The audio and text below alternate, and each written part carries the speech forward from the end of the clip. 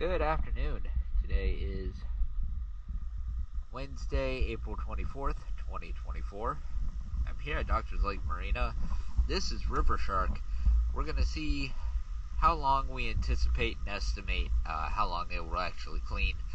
We're just going to go ahead and dive as much of it as possible to get that information.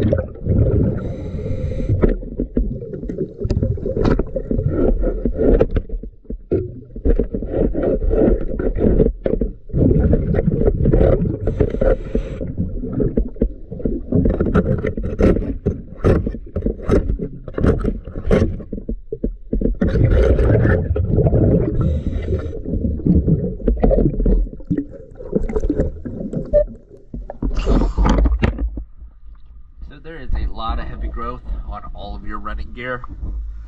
The